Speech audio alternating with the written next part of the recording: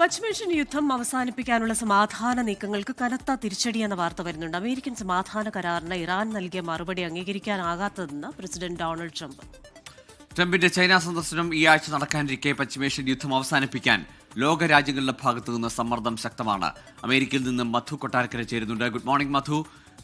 ഏറെ പ്രതീക്ഷയോടെ കാത്തിരുന്നതാണ്, ആ കരാറിലേക്ക് പോകുമെന്ന് പ്രതീക്ഷിച്ചു. പക്ഷേ കാര്യങ്ങൾ അവസാന നിമിഷം തകിടം മറിയുകയാണോ? ഗോകുലിന്റെ പ്രതീക്ഷകളെല്ലാം അസ്തമിച്ചു എന്ന് വേണമെങ്കിൽ പറയാം.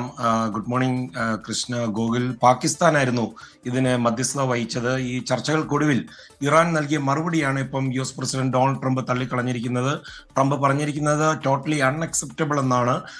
അതുമാത്രമല്ല, ഇറാന്റെ മറുപടിയിൽ തനിക്ക് ഒട്ടും തൃപ്തിയില്ലെന്നും അദ്ദേഹം കൂട്ടിച്ചേർത്തിട്ടുണ്ട്. ഇറാന്റെ പ്രധാന നിബന്ധനകൾ നമ്മളെല്ലാം നേരത്തെ ഊഹിച്ചതുപോലെ തന്നെ യുദ്ധ നഷ്ടപരിഹാരം. 10 ആഴ്ചയായി ഈ യുദ്ധം തുടരുകയാണ്. അതുമൂലം ഭീമമായ നാശനഷ്ടങ്ങൾ ഉണ്ടായി. അതിന് അമേരിക്ക നഷ്ടപരിഹാരം നൽകണം.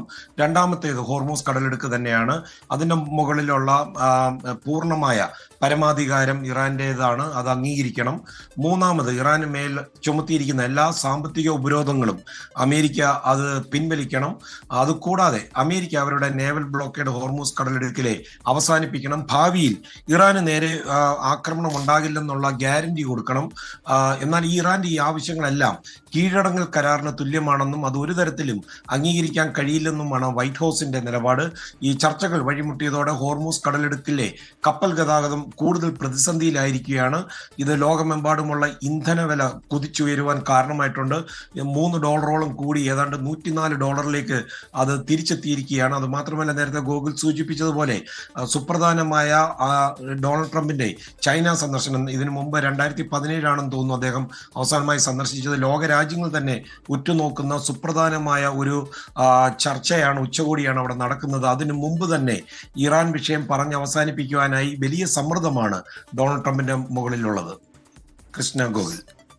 ശരി, മധു കൊട്ടാരക്കരയാണ് അമേരിക്കയിലെ ന്യൂജേഴ്സിയിൽ നിന്ന് വിശദാംശങ്ങളുമായി ചേർന്നത്.